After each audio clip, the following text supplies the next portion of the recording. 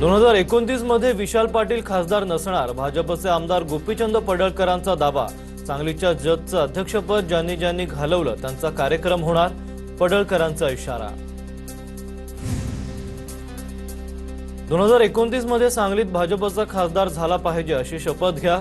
सांगलीत एका कार्यक्रमात बोलताना गोपीचंद पडळकरांचं भाजपच्या कार्यकर्त्यांना आवाहन।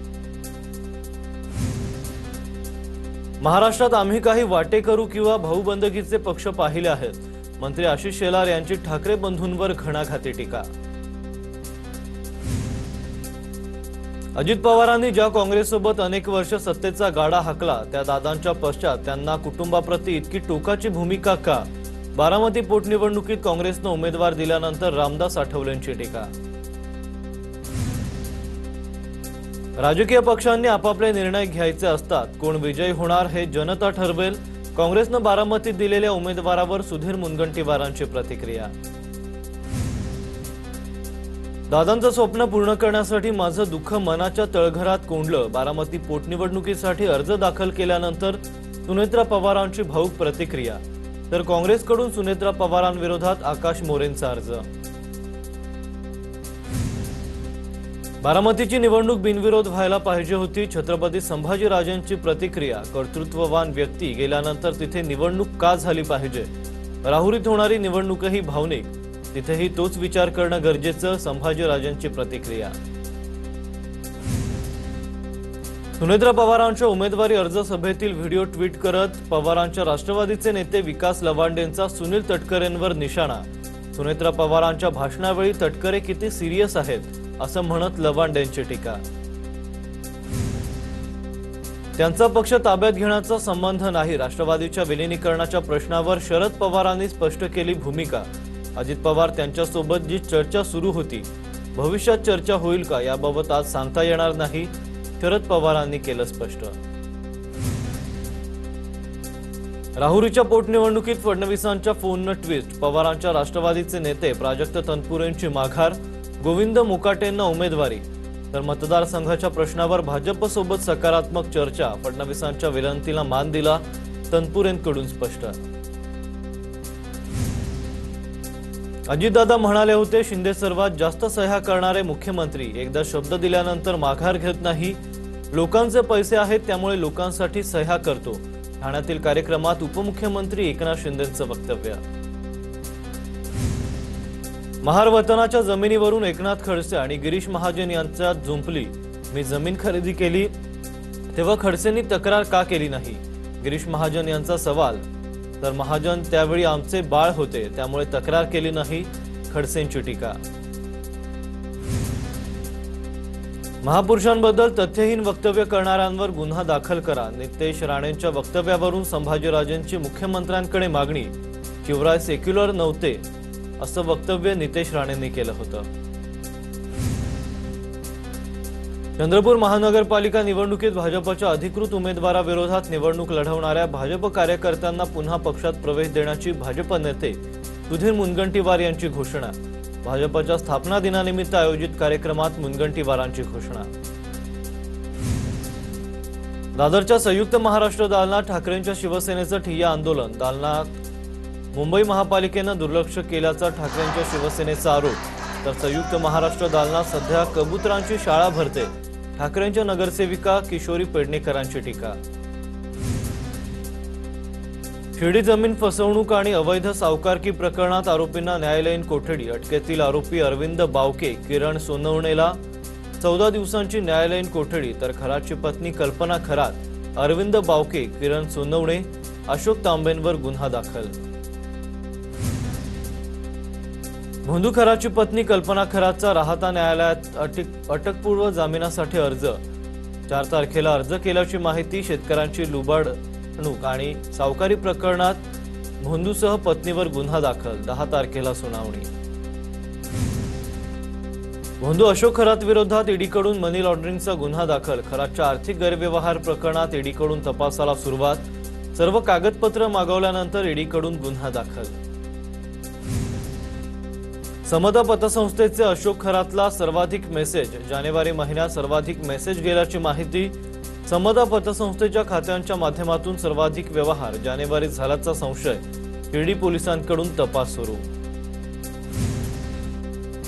भोंदू अशोक खरात प्रकरणात महिला अधिकारी रडारवर, तत्कालीन महिला अधिकारी आणि भोंदूंचा संबंध एसआयटी तपासातून समोर आल्याची सूत्रांची माहिती। नाशिकमध्ये असताना प्रशासकीय पातळीवर भोंदूला मदत केल्याचा संशय, महिला अधिकारी आणि खरातमध्ये आर्थिक व्यवहार झाल्याची ही माहिती। धनंजय देशमुख आणि त्यांचे साडू दादासाहेब खिंडकर यांना 13 महिन्यांनंतर जामीन मंजूर। एका तरुणाला केलेल्या मारहाण प्रकरणात दादासाहेब खिंडकर 13 महिन्यांपासून हर्सुल कारागृहात बंद होते। छत्रपती संभाजीनगरातील सिडको N12 यामधील कचरा डेपोला नागरिकांचा विरोध। दुर्गंध पसरत असल्याने कचरा डेपो हटवण्याची नागरिकांची मागणी। MIMनं आंदोलन करत कचरा डेपोला विरोध केलाय। जळगावच्या पाथरी येथील जिल्हा परिषदेच्या शिक्षिकेची बदली थांबवण्यासाठी विद्यार्थ्यांसह पालकांचं जिल्हाधिकारी दालनासमोर ठिय्या आंदोलन। पाथरी येथील जिल्हा परिषद शिक्षिका उज्ज्वला सावकारे यांची बदली रद्द करण्याची मागणी। परभणी ग्रामपंचायतीत झालेल्या घोटाळ्याच्या चौकशीसाठी तरुणाचं जलकुंभावर चढत शोले स्टाईल आंदोलन। पांगरा आणि लासेना ग्रामपंचायतीत झालेल्या भ्रष्टाचाराची चौकशी करत गुन्हे दाखल करण्याची मागणी। पनवेलमध्ये पाणी टंचाईचा प्रश्न गंभीर। अपुऱ्या पाणी पुरवठ्यामुळे नागरिकांना नाहक त्रास। पालिकेतील विरोधी पक्षनेते अरविंद म्हात्रे यांनी सिडकोच्या अधिकाऱ्यांची भेट घेतली। पाणी प्रश्नावर तातडीने तोडगा काढण्याची म्हात्रेंची मागणी।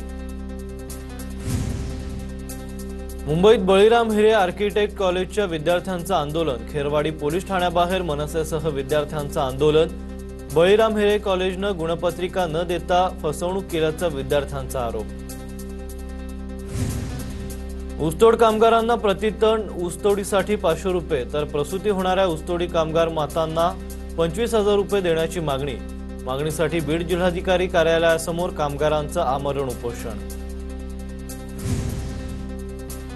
वंचित बहुजन आघाडीचे पालघर जिल्हाधिकारी कार्यालयासमोर आंदोलन। वंचितकडून गॅस टंचाईबाबत निवेदन प्रशासनाला देण्यात आलंय। यवतमाळमध्ये वंचित बहुजन आघाडीकडून झुणका भाकर आंदोलन करत गॅस टंचाईबाबत संताप व्यक्त। चुलीवर झुणका भाकर तयार करत सरकारविरोधात निषेध व्यक्त।